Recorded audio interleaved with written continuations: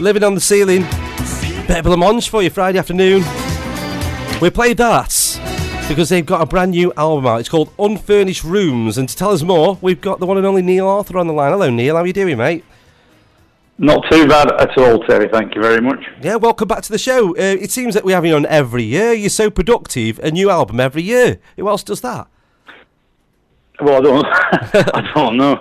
It was only the other day somebody said to me, do you realise Blancmange Mark II have had twice as many albums out than Blancmange Mark I had? So here we go. Yeah, this is very true. I must be on some kind of mission. Yeah. Oh, no, it's great. It's great. And I just love the vibe of the new one. I've got the tracks in front of me. And I love We Are the Chemicals. That's a great song. The other one that I'd really like is In December as well. It's coming up as well that soon. Because you're going out on tour. First of all, you're going out on your own, and then you're teaming up with Heaven 17 to do a few more gigs. So you've got quite a few live shows coming up. Yeah, we've got a few months ahead of us touring round, and then we do a couple of festivals, one indoor festivals, one's out in Europe again. Yep, so out for about 10, 11 dates doing the Unfurnished Rooms tour, and then immediately after that we go out with our old mates, Heaven 17 again, yeah. And do areas of the country we haven't been to with the Unfurnished Rooms tour. Yeah. Yeah, well, the temptation to go out with Heaven 17 is always there, isn't it? How long have you known those guys? Is that something that you kept going since the 80s? Is that knowing those guys, like Glenn and Martin?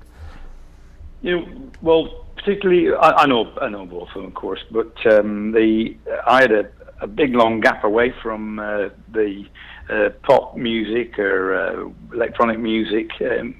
In terms of releasing material, but what I was doing in the background was very much electronic, because I was doing a lot of film, TV work and stuff like that. But if I just mention that Martin Ware was instrumental really in us getting attention of record companies back in the 80s, because he did one of our first demos for us, and in actual fact he did it 4 tracks, and he put us up in his house in Sheffield whilst we recorded those songs. And funny enough, in August this year, we had a box set out of the Blancmange material from the first 3 albums, yes, and demos and unreleased stuff. And I put a couple of those demos, included those in the box set. So, but yeah, Martin and Glenn and the rest of the team, fantastic people, and look forward to doing that. But we've got to get through the Unfurnished Rooms first. Yeah, I was going to say, let's talk about that. That's the main thing. So the album, again, I said it at the beginning, it's another album you've had out a year after the last one, and it just seems like you're really enjoying making music. You can tell there's so much enjoyment there, and I love the social commentary that you give as well. It's beautiful. Oh, well, thank you very much for your kind words. I hope other people enjoy it as well. I just got a bit of a drive to get on with stuff and write down my observations and enjoy myself with music, I suppose. Not that there were any shackles on me back in the 80s, because I enjoyed that as well, but there's an urgency, and I don't have to go along with what the record company are saying in terms of when they want releases and stuff like that. We do what we want, and that's my manager and we plan. I have a small record label, a boutique record label, and we do it exactly our way.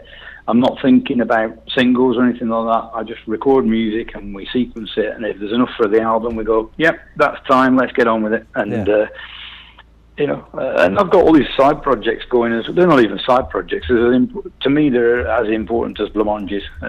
Projects like Fader with Benj, who's also involved with the Unfurnished Rooms album. We've got Fader. We released our first album, First Light, in June. I've got another album coming up next year with Burnholtz, and that's coming out under the name Near Future. So I'm a busy lad. Yes, very busy. And of course now making an album, putting it out there, like you say, you're not interested in single releases as such. It's a different world to how you do stuff. So you have to put it into the live show, because that's like your vehicle for this, isn't it? As well as like the physical form. Yeah, to a certain extent, the music I'm making could be seen as a calling card. Yeah. But yeah, we're looking forward to going out, and there'll be, for example, if we do half a dozen songs off the new album, they'll be complemented by an array of music from the the nearer past and the distant past.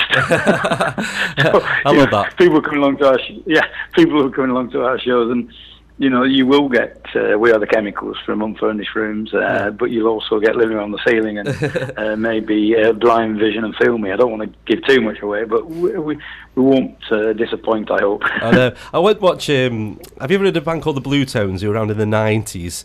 Their singer's called Mark Morris, and he did a new album. He was out promoting it, and he said he played one of his new songs, and he said, "I'm going to play one of the Blue Tone songs now. I know you've not come here for that. You want to listen to my new stuff that's not being heard at all." He says, "But I won't disappoint you. I'll do more of my new stuff after this classic song now." Because you know what some people are like; they do come for the classics, don't they?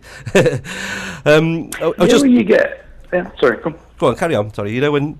No, it's all right, Terry. I interrupted you. Carry on. Finish off, please. No, what we're saying is, my co-host today is Ben. Say hello, Ben. Hello, Neil. How are you going on? Yeah, rocking. We were talking about Top of the Pops earlier, and how people under age of 18 now won't know what that is. What's the Top of the Pops? That's what we were talking about a minute ago. When you were like mainstays on there in the 80s, weren't you? It's quite funny, actually. I got a message from Stephen Luss, no longer working with Blancmange due to health reasons, and he's given me a kick up the proverbial to go and get on with it, which I certainly am. In fact, he sent me a lovely message about the new album the other day, which was all in the positive, which was nice to hear from Stephen. So, but he sent me a text yesterday saying, "Hey, we're on Top of the Pops again," and obviously I didn't watch it. I took the dog out for a late night walk actually, but it was I think it was the day before you came that was on. Yeah. And I always remember John Peel, I think, introduced us. It was another person instrumental in helping us in the early days. He gave us airplay and one of our first radio sessions, actually. Yeah. But he introduced us, and he said, "It looks like they've been down to the baker's shop to get their outfits. We're all dressed in white." Yeah, BBC 4 on a Saturday night. They're on every week, I tell you.